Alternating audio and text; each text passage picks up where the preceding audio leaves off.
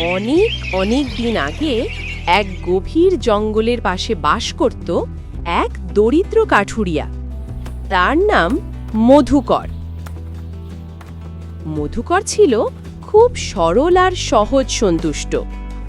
দিনে যা কাটত তা দিয়েই তার সংসার চলত।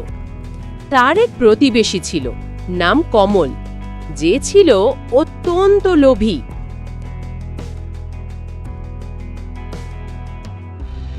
হে সরল কাঠুরিয়া, আমি তোমার সরলতায় খুশি হয়েছি।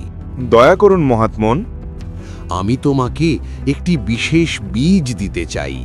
কিন্তু এই বীজ দিয়ে আমি কি করব? এটি সাধারণ বীজ নয়, এটি হলো স্বর্ণমুদ্রার বীজ।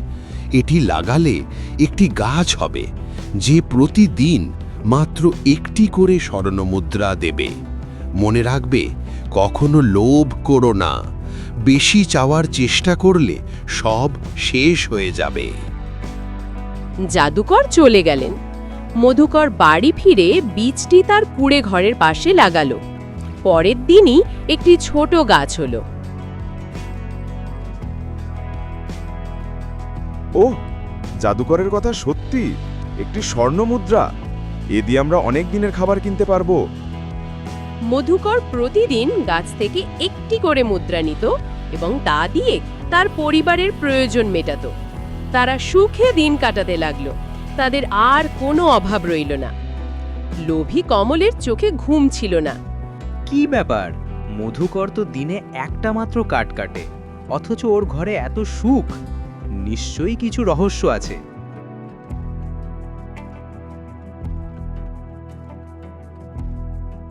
ওহো, এটা তো স্বর্ণ মুদ্রার গাছ।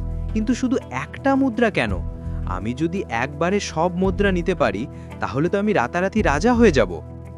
আরে, এ কি? একটি মাত্র মুদ্রা? না, আমি সব নেব। গাছটাকেই উপড়ে ফেলবো। তখন আমি নিজেই এই গাছের মালিক হয়ে যাব। সে ভাবল, একবারে সব স্বর্ণমুদ্রা পেলে সেই গ্রাম ছেড়ে দূরে শহরে চলে যাবে। জাদুকরের সতর্কবার্তা সে ভুলে গিয়েছিল।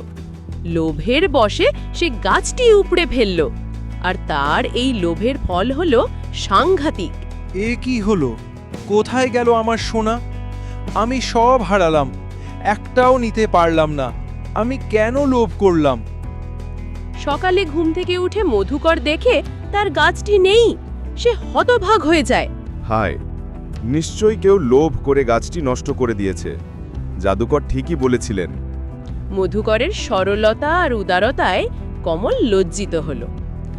ভাই, আমাকে ক্ষমা করো। আমি তোমার গাছ উপড়ে ফেলেছি। লোভের বশে আমি সব হারিয়েছি। এখন আমার কাছে কিছুই নেই। আমি সব চেয়েছিলাম, তাই কিছুই পেলাম না। ভাই কমল, তোমার লোভ তোমাকে শাস্তি দিয়েছে। জাদুকর বলেছিলেন অল্পে সন্তুষ্ট থাকলেই গাছটি আশীর্বাদ দিত। ঠিক আছে, চিন্তা করো না। এসো, আমার সাথে কাঠ কাটতে চলো। আমার কাছে যা আছে তাতেই দুজনের সংসার চলে যাবে। সে সেদিন বুঝল লোভ কত খারাপ, আর অল্পে সন্তুষ্ট থাকার শান্তি কত বেশি। কমল লোভ ভুলে পরিশ্রম করতে শুরু করলো। মধুকরও তার বন্ধুকে পেয়ে খুশি হলো। স্বর্ণমুদ্রার গাছ চলে গেলেও তাদের জীবনে আসল শান্তি ফিরে এলো। কারণ তারা বুঝল, সম্পদ নয়, মনের সন্তুষ্টি জীবনের আসল সোনা।